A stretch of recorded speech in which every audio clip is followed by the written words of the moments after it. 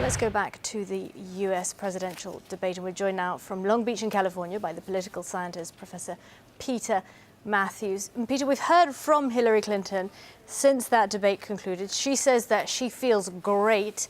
Do you think she did great?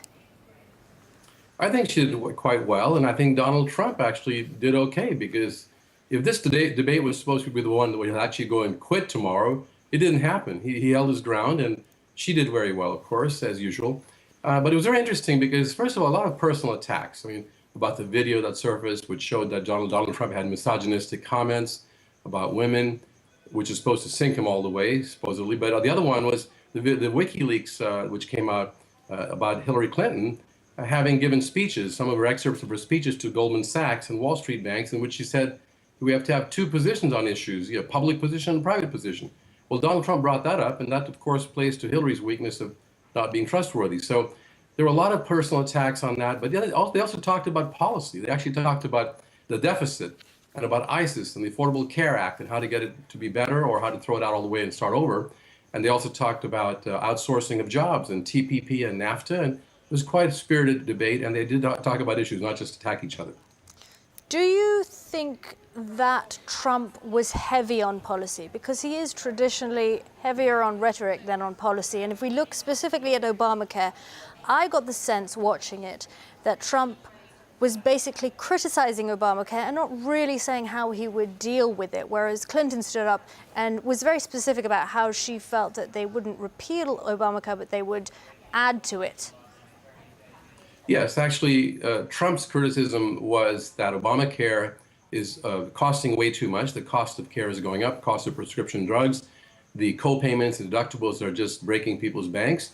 And he said that his solution was kind of a general one, and that is open up the market, allow insurance to be sold across state lines, and that would bring about competition, which would reduce the cost of these things. That's a theoretical position. It's not very specific, whereas Hillary had more specifics on actually making Obamacare work better in a specific way.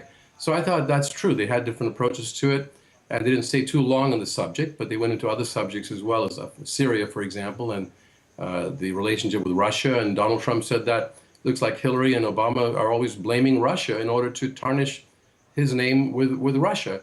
And he said, who knows who was behind the hacking of those emails. And it's very interesting how they're using foreign policy as well and talking about it, because in a lot of debates, foreign policy does not come up. But now it's being brought in because of the issue of security, of immigration. Trump talked about the Muslim ban actually being changed to a what he called extreme vetting of people coming from any country that's involved with terrorism, not Muslims as such. He's trying to project a bit of a more reasonable image, and yet he's playing to his base very strongly.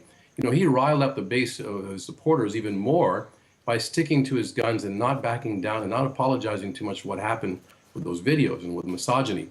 And what I think he's trying to do is to get more people to vote for him that already believe in him, but that don't vote. You must remember something. 92 million people in America did not vote in 2012 who were eligible to vote or register to vote.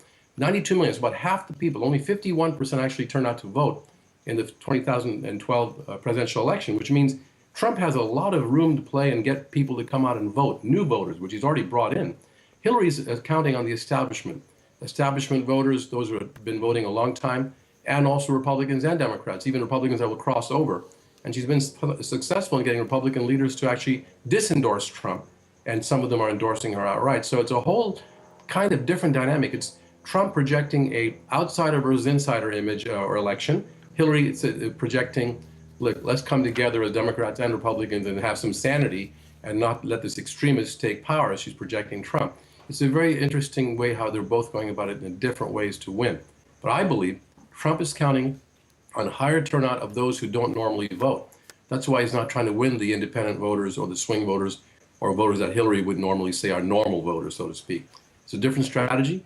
There's also maybe a hidden vote. We don't know if there's a hidden Trump vote. Some pollsters are saying that many people who answered the polls argue that they don't want to say they're for Trump, but they really are. And when they go to the polling booth, they're going to vote for Trump. That's a phenomenon that could have been playing out in the primaries, because Trump actually used to overperform his numbers. He would get more votes in the primaries than the percentage that came out in the polls.